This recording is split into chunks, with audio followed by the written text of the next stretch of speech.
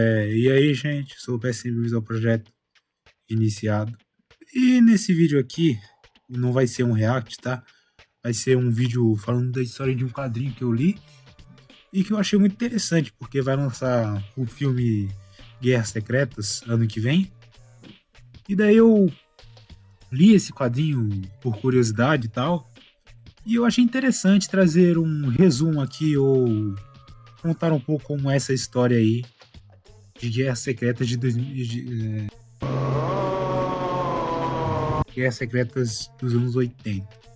Então, antes de começar, deixa seu like, se inscreve no canal. Porque esse vídeo aqui eu acredito que vai ser bem longo, tá? Porque esse vídeo não vai ter roteiro, simplesmente vou tirar da minha mente aqui o que eu lembro, né? Então, não vai ter roteiro. Então, se tiver alguns erros aí, me desculpa. Mas é que eu não quero mais fazer vídeo com roteiro. Então é isso aí, né? Vem, monstro! Vem, monstro! Pode vir, monstro! Vem comigo, que isso aqui é muito bom! Se inscreve no canal.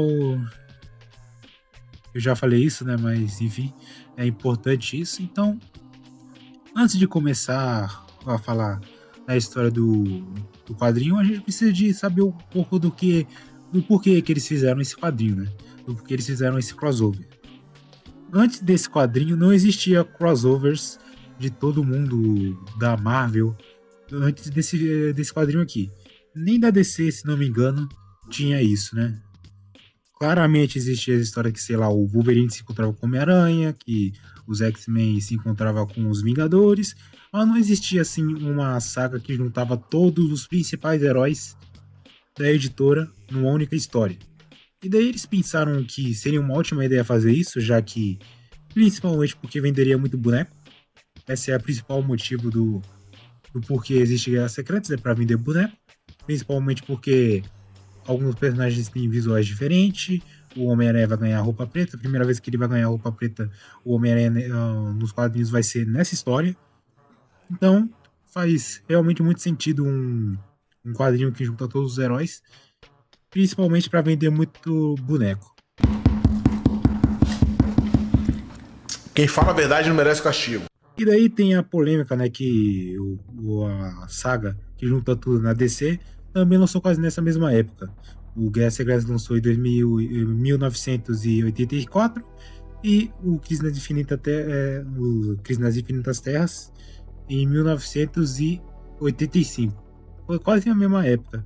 Então, eu não diria que é cópia um do outro, já que as duas histórias são bem diferentes no geral.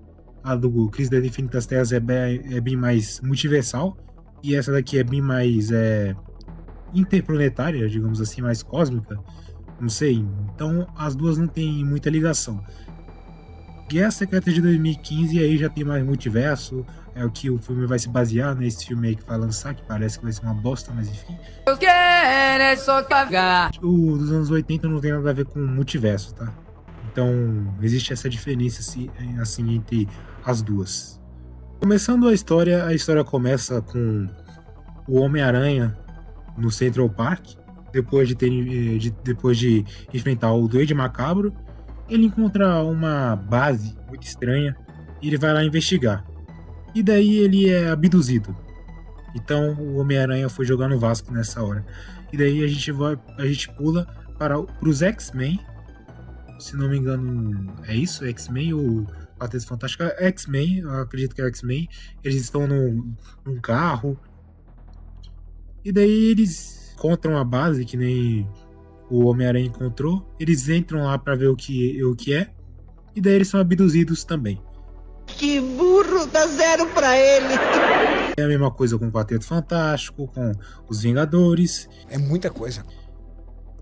E daí a história começa com aonde que foram parar os heróis, né? E daí mostra que eles foram abduzidos por um ser chamado Beyonder, que é um ser onipotente. Depois é explicado que ele não é exatamente onipotente, porque onipotente seria tipo como Deus, né? Mas ele não é tão poderoso assim, foi explicado depois, mas nessa história aqui eles contam que ele é onipotente, ele pode fazer qualquer coisa, o Beyonder. E ele traz esses super seres da Terra para eles degladiarem num planeta chamado Mundo de Batalha. E quem ganhar vai conseguir realizar os seus maiores desejos. E foi o que o Beyonder viu quando deu uma espionada na Terra, é que os seres humanos têm muitos desejos. Daí, quem conseguir vencer essa guerra vai conseguir ter os seus desejos realizados. E daí, primeiro vamos mostrar a equipe dos heróis. E na equipe dos heróis tem Homem-Aranha, não podia faltar, né? E nos Vingadores, que o Homem-Aranha é separado dos outros grupos. E daí depois tem Vingadores, que é nessa história aqui é Capitão América, Capitã Marvel, Mônica Rambeau, Vespa, Mulher Hulk, Thor e Gavião Arqueiro. O Homem de Ferro e o Hulk, nesse momento da história, eles também foram abduzidos, mas eles não faziam parte dos Vingadores naquele momento. Então eles ficam juntos, mas o Hulk e o Homem de Ferro estavam separados do grupo dos Vingadores. E o Homem de Ferro e o Hulk estão diferentes nesse quadrinho. O Hulk vira basicamente o Professor Hulk, que a gente viu lá no MCU, que é uma bosta, mas aqui no quadrinho até que é legal o Professor Hulk, principalmente porque no final da história ele vira o Hulk que a gente conhece e gosta. E o Homem de Ferro aqui, nesse quadrinho, não é o Tony Stark, e sim o James Rhodes, o Máquina de Combate. E basicamente isso aí é um defeito desse quadrinho, porque o James Rhodes não tem a mesma presença que o Tony Stark tem. Então o James Rhodes como Homem de Ferro vai ficar meio escanteado nesse quadrinho. E basicamente ele vai ter a mesma relevância que o Gavião Arqueiro tem, para vocês terem alguma noção aí de como é ruim substituírem heróis famosos por seus sidekicks, digamos assim, né? Já no Quarteto Fantástico temos o Senhor Fantástico, o Coisa e o Tocha Humana. E a Mulher Invisível não está nessa história porque ela estava grávida da filha do Reed Richards, a Valeria Richards. Eu não sei como que eu me lembrei do nome da filha do Reed Richards, mas enfim. Então na Marvel, nessa época, ele se importava com mulheres grávidas não virem numa batalha. Então a Mulher Invisível não está nessa história porque ela tá grávida, né? E isso faz realmente muito sentido. Então o Quarteto Fantástico nessa história vai ser o Trio Fantástico, porque só vai ser 3 pessoas aqui no Quarteto Fantástico. Faz o L. Já nos X-Men, aqui nessa formação aqui tem os principais, né? O Wolverine, o Ciclope, Tempestade, Noturno, Vampira, Professor Xavier, Colossus, Magneto e o dragãozinho da Kitty Pryde, que por alguma razão veio junto também. Tudo bem. Tirando a Kitty Pryde. A Kitty Pryde não veio, e nem a Jean Grey, porque nessa época tinha acontecido lá a saga da Fênix Negra e ela tinha supostamente morrido nessa época, né?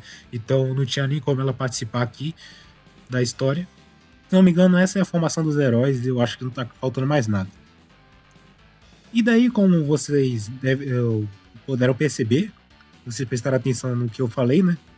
Na equipe dos X-Men, eu falei que o Magneto estava junto. E basicamente, realmente, ele veio junto dos X-Men, mesmo ele sendo um vilão dos X-Men, ele estava junto dos X-Men e do time dos heróis. E daí, basicamente, o Beyonder calculou um pouco e viu que o Magneto, durante a guerra, ele ficaria mais no lado dos heróis do que no lado dos vilões. Então o Beyonder usou sua cabeça e viu que o Magneto ficaria mais no lado dos heróis do que nos vilões.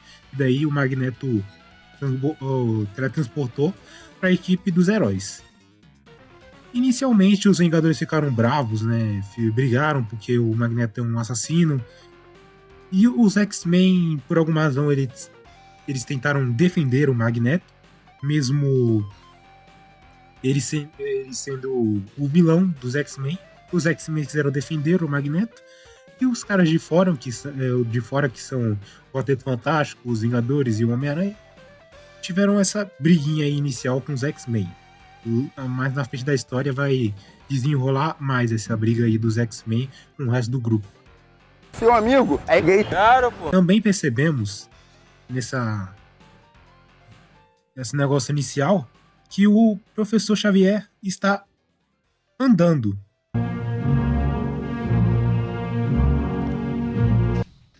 E o porquê? Porque o professor Xavier fica de cadeira de rodas. E o Beyonder fez ele voltar a andar, principalmente para ele ser funcional na hora da batalha, né? Então o Xavier de cadeira de rodas só iria atrapalhar o resto do grupo, né?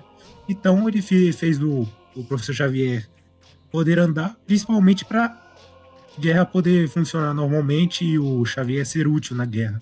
Então ele tá andando aqui nessa história.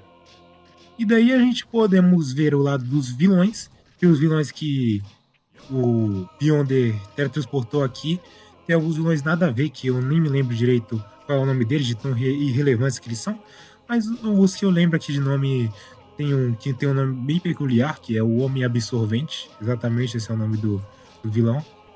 Se fosse ele aqui, o Doutor Destino, o Ultron, a Encantor, que é uma vilã do Thor, o Homem Molecular, o Doutor Octopus, o Lagarto,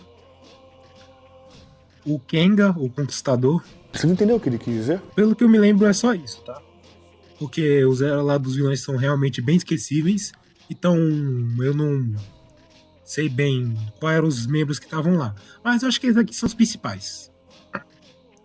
E também, por último, tem o Galactus, que também veio junto, por alguma razão, ele veio junto na guerra, mesmo eles não sendo da Terra, né? Sendo que os heróis, sendo que eram seres da Terra que deveriam vir, e daí trouxe um cara do espaço, que é o Galactus. Mas eles trouxeram também o Thor e a Encantor, que são asgardianos e não seres da Terra, né? Então, basicamente, ele chamou gente que é familiarizado com a Terra, né? E, de primeira instância, o Ultron decide atacar o Galactus, porque inicialmente quando eu tava lendo pensei que o Ultron seria realmente muito da hora, seria muito relevante e muito perigoso pros heróis, né? Sendo que é o Ultron que tá junto do lado dos vilões. Mas basicamente ele treta com o Galactus, e obviamente o Galactus é muito mais poderoso que o Ultron, e o Galactus mata o Ultron. Basicamente, essa foi a participação do Ultron em Guerras Secretas. E eu não tô brincando, tá? Ele realmente morre. Você é um cocô. Então, basicamente é isso no lado dos vilões. Acontece isso e o Beyonder junta todos os pedaços de mundos diferentes e cria finalmente o mundo de batalha e joga os vilões lá pro mundo de batalha. Briguem, desgraçados, briguem. Em primeira instância, os X-Men brigam de novo com a equipe dos Vingadores e Quarteto Fantástico e Homem-Aranha, porque eles estão contra o Magneto e os X-Men estão meio que amiguinhos do Magneto. Mas daí o Magneto fica com raiva do ataque dos outros heróis, e daí ele decide fugir de lá e ficar sozinho lá. Então o Magneto foge do lado dos heróis e ele fica lá sozinho, isolado. Os X-Men ficam meio tretados com a equipe dos outros heróis, a equipe dos Vingadores e do Quarteto Fantástico, mas eles decidem continuar com o grupo do Capitão América, eu vou dizer assim, grupo do Capitão América e o grupo do Xavier. Então eles decidem, o grupo do Xavier decide ficar com o grupo do Capitão América. Então é isso aí. Inicialmente os heróis brigam com os vilões lá no mundo de batalha. Os dois meio que empatam, mas se não me engano, os heróis ainda conseguem capturar alguns vilões, se eu não me engano, tá? Então, as duas equipes se separam e os dois vão em bases diferentes para poder ter reuniões e ter diálogos diferentes. Lá na base dos vilões, o Doutor Destino fala pro resto dos vilões que eles não têm que atacar os heróis, porque esse é o objetivo do Beyonder, e que na verdade eles deveriam atacar o Beyonder e não os heróis. Porque se eles conseguirem derrotar o Beyonder, eles vão conseguir ter o poder do Beyonder, que vai ser muito mais satisfatório do que derrotar os heróis só.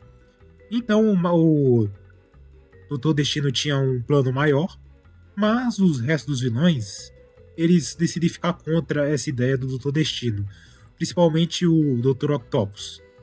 Então o Doutor Destino decide falar esse plano dele pro resto dos heróis. Então os restos dos vilões veem isso como uma traição, né? Porque ele queria se aliar aos heróis agora para derrotar o Beyonder. Traidor! E daí o Kang decide ter um brilhante plano de explodir a nave que o Doutor Destino estava vindo. E daí o Doutor Destino cai, os heróis decidem ver o que aconteceu, né? Porque, né, tinha uma nave que caiu na frente deles, e daí eles descobrem que é o Doutor Destino.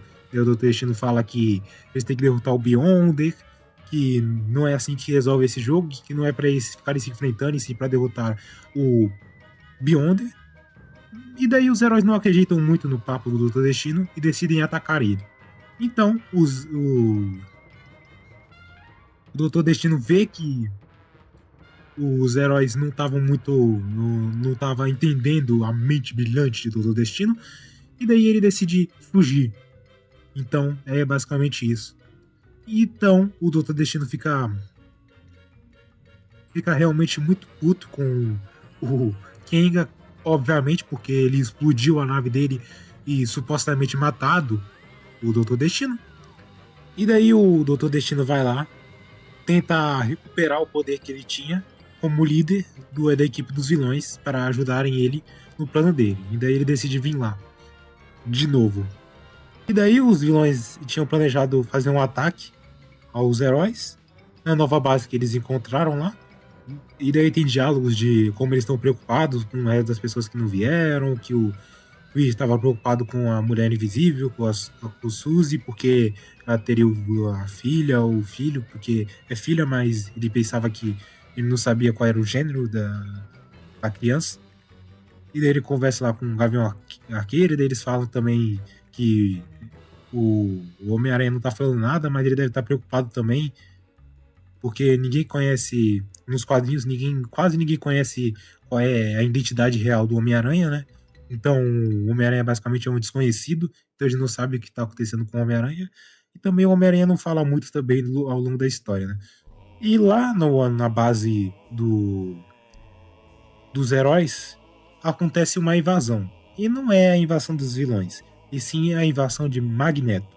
Magneto invade a base dos heróis, e daí os Vingadores suspeitam do óbvio, né? O Magneto tá contra eles. E daí eles decidem atacar o Magneto. O Homem-Aranha não tem muito êxito, né, nesse feito. E daí o Magneto consegue capturar a Vespa. E daí o Coisa, por algum motivo, ele volta a ser humano.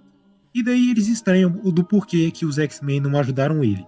E daí eles suspeitam ainda mais de uma possível traição dos X-Men contra a equipe do Capitão América. Já na equipe dos vilões, Magneto, os vilões vão lá para pretender atacar os heróis. Já Magneto, enquanto os vilões saem, os ratos fazem os ratos fazem a festa. Nunca vi uma pessoa burra desse jeito, cara! Porque Doutor Destino vai lá, invade a base, já que os vilões tinham saído, e os vilões são tão incompetentes que nem deixaram um ou dois caras lá pra vigiar, e daí simplesmente todo mundo foi embora lá. E daí Magneto aproveitou para criar coisas para fazer os vilões ficarem junto da equipe dele. Ele simplesmente reconstrói o Ultron e faz o Ultron virar um capacho do Doutor Destino. Então o Ultron não vira, basicamente no resto da história, ele só vira um guarda-costa do Doutor Destino, não tem realmente emoções alguma. Ele é só um capacho do Doutor Destino. E também ele cria outras duas super vilãs, que são duas vulcanas. Eu não vou saber qual é o nome de duas especificamente, mas eu me lembro que uma se chama Vulcana, então eu vou constituir que as duas são vulcanas, tá? Os vilões voltam pra base dos vilões, e daí eles vê lá que já tem o Magneto, já tem o Doutor Destino esperando eles. E daí o que acontece é que os exércitos vilões se rendem ao Doutor Destino e uma forma de apresentar lealdade por vingança realmente, ele mata na frente de todo mundo o Kang, porque ele explodiu a nave lá que quase matou ele. Então, nada mais justo do que matar o Kang, né? Faleceu. E aí mostra um pouco de como tá a Vespa lá na base do Magneto. Ela fala que tá meio desconfiada do Magneto, que não quer aproximar do Magneto, e do nada ela começa a ter apego ao Magneto, né? Realmente tem uma amizade, até pode ter um namoro, e daí quando já tá lendo assim, já tem um namorinho de Vespa e Magneto, e daí você já fica meio descontraído, né? Meio descontraído não, meio de constrangido, né? Mas que normal, não é? E daí acontece uma cena bem legal, que os X-Men estavam negociando pra vir na equipe do Magneto, que era o que todo mundo suspeitava, né? Os X-Men estão querendo vir na equipe do Magneto. Não, ele não. Mas tem alguém que ouve essa conversa. E quem ouve essa conversa é o Homem-Aranha. O Homem-Aranha vai lá e acaba com a festa inteira e derrota os X-Men. Eu não tô brincando, tá? O Homem-Aranha consegue derrotar os X-Men. E não é nem os X-Men, tipo, sei lá, novos mutantes que são mais fracos, né? São mais inexperientes. Ele simplesmente conseguiu derrotar os X-Men principais, que é o Wolverine, o Ciclope, o Colossus, o Noturno. Vocês lembram das formações dos X-Men que eu falei, né? E o Homem-Aranha consegue derrotar todos só com o sentido aranha. Para vocês verem, né, o quão apelão é o sentido aranha, que também não é muito explorado nos filmes. Nada, na verdade, né? O sentido aranha, eles enfraquecem o sentido aranha, já que o sentido aranha é um poder super apelão e não tinha como usar ele de uma forma que fica justo para os restos dos vilões. E também é tipo aquele poder que o Deadpool tinha, de teletransportar. É basicamente isso, só que o sentido aranha é ainda mais apelão do que o poder de teletransporte do Deadpool. O Homem-Aranha sai de lá, né, canta vitória, porque ele conseguiu derrotar os X-Men sozinho, realmente isso é um grande feito aí do Homem-Aranha. Mas o Xavier consegue uma coisa muito canalha, digamos assim, até para um herói que é o Xavier, que ele tira as memórias do Homem-Aranha, para ele não se lembrar do que ele viu e não contar para os outros que ele viu a traição dos X-Men. Então, basicamente não acontece nada, já que o Homem-Aranha não. O Xavier apagou as memórias do Homem-Aranha, e daí eles conseguem escapar da base com a nave, ninguém desconfia, ninguém consegue achar eles. E eles simplesmente vão embora lá para a base do Magneto. E daí eles vão lá, encontram, os X-Men encontram o Magneto e a Vespa, mas a Vespa mostra que na verdade ela estava traindo o Magneto, que era basicamente óbvio, mas por um momento eu acreditei que ela realmente estava afim do Magneto, mas ela mostrou que ela estava nem ligando pro Magneto e trai o Magneto, e trai logo quando todos os X-Men já estavam lá juntos já, mas ela consegue escapar de todos e consegue fugir. Que vamos ser honestos que, enfraqueceram muito os X-Men, né? Eles perderam do Homem-Aranha e depois perderam da Vespa. Não perderam, né? Mas deixaram ela fugir. Então, os X-Men são bem desesperados aqui nessa história.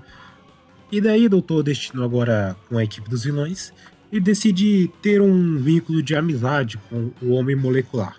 Por quê? O Homem Molecular é um personagem muito forte, realmente muito poderoso, que, estando do lado do Doutor Destino, seria um adversário muito grande para os inimigos do Doutor Destino. E também, né, o Doutor Destino ia gostar muito de ter o Homem Molecular como inimigo, sendo que ele é realmente muito poderoso, não tão poderoso quanto o Beyonder, mas ele é realmente bem poderoso e diria até mais poderoso que o Galactus. Não sei, talvez um nível abaixo, mas enfim, é porque ele é fã tanto Galactus depois dessa história, mas eu acho que ele tá abaixo do Galactus até, não sei. o Doutor Destino fica babando os ovos do Homem Molecular e ele tem um romancezinho Você tá sendo muito gay. com uma das Vulcanas. Que é um romance aí que dura até a Guerra Secretas 2, que também é um quadrinho que foca bem mais no Beyonder. Que talvez eu conte a história num vídeo 2, não sei. Mas realmente é uma história muito whatever e não é necessário ler aquela história pra... Realmente é só uma história mais focada no Beyonder mesmo. Mas enfim, comentem aí se vocês querem Guerra Secretas 2. Heróis sofrem um ataque. E é um ataque dos vilões, obviamente. Agora mais poderosos e também liderado pelo Doutor Destino. Mas antes acontece uma coisa também, porque tinha alguns prisioneiros que naquele ataque lá que eu falei que eles vieram e deixaram a base sobre vigilância do Doutor Destino sem querer. Mas eles prenderam alguns vilões também. E um desses vilões que estavam presos lá era Encantor. Encantor tenta lá na prisão seduzir o Thor e os dois saem da torre e tentam e vão para um outro lado do planeta, do planeta de batalha, do mundo de batalha. Então, basicamente, o Thor não tá na base, então, consequentemente, ele não tava para ajudar os heróis nesse ataque. E nem os X-Men, que eu já falei que eles vieram para a base do Magneto. Então, no time do Capitão América tinha realmente muita gente, mas os X-Men não estão ajudando, sendo que os X-Men tinha muita gente dos X-Men. E também o Thor, que é um peso pesado que seria muito útil para os heróis. E também você poderia falar também que continua tendo o Hulk, mas o Hulk é mostrado também que ele tá mais nerfado do que nunca, já que ele é o Professor Hulk e não é o Hulk, é o Hulk que fala, que é mais inteligente. Então, nessa história não é um peso tão pesado quanto o Thor. E daí, eles sob ataque, o Doutor Destino pensa que eles morreram, mas eles conseguem fugir. E daí o Doutor Destino fala pro Homem Molecular jogar uma rocha imensa em cima dos heróis. Os heróis estão meio fracos, estão meio cabaleados, então seria mais fácil de esmagá-los, né? Mas o Hulk segura a rocha e tem aquela cena icônica do Hulk segurando uma rocha assim. Tá ligado? Vocês não estão me vendo, mas vocês sabem mais ou menos como é essa cena, eu tô mostrando aí de fundo. Que é uma cena realmente muito icônica. Mas como o Hulk tá nerfado nessa história, não é o suficiente para tirar a rocha lá do caminho, que é realmente uma rocha muito grande. Então o Senhor Fantástico usa os lançadores de teia do Homem-Aranha e as flechas do Arqueiro Verde para que e também acho que, se não me engano, os propulsores do Homem de Ferro, para poder fazer um negócio lá que faz que cria um buraco na Terra para eles conseguirem fugir. E daí eles conseguem fugir. Mas no outro lado da batalha, que é os vilões, o Thor tinha voltado, já que ele tinha conversado lá com a Encantor. E daí os dois voltam lá na base e vão ver tudo destruído e também ver os vilões, né? E daí o Thor decide enfrentar. Ele pensa que a Encantor vai ajudar ele, mas a Encantor se mostra uma grande traidora e ajuda os vilões ao invés de ajudar o Thor. Fiquei até com pena do Thor dessa parte. Deveria levar um soco na cara por ter traído o Thor desse jeito, né? Devia ser cancelado. E daí o Thor surpreendente, derrotado, mas também porque o Homem Molecular tá lá. E o Homem Molecular é um peso muito pesado mesmo, até mais forte que o Thor. E daí o Homem Molecular faz o Thor desaparecer na face da Terra, como diria o cara do Omelete. Ela dá força a um tipo de pessoa que tem que desaparecer da face da Terra. Que isso, cara? Então só sobra a capa, o capacete do Thor e, se não me engano, o martelo. Não sei se o martelo também também sobrou, mas sobrou essas coisas. Daí a mulher fica triste, né? E Encanto fica triste por o Thor ter morrido. Agora ela fica triste, né? Para ajudar o Thor contra os vilões, ela fica enfrenta o Thor, né? Mas quando o Thor morre, nossa, meu Deus, nossa. É porrada nela, caralho. Para de falar merda. Mas por alguma razão que não faz nenhum sentido, o Thor consegue sobreviver. E eu, pra ser bem honesto, eu não entendi, tá? Do porquê que o Thor sobreviveu. Porque não faz o menor sentido. O Thor não tem o poder pra conseguir se ressuscitar assim do nada. Porque ele tinha desaparecido, né? Então como que ele conseguiu fugir? Será que ele correu muito rápido e deixou o capacete e a capa de lado?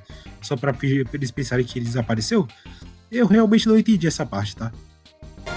Eu também. E daí o Thor se encontra com o resto da equipe do Capitão América e acaba assim.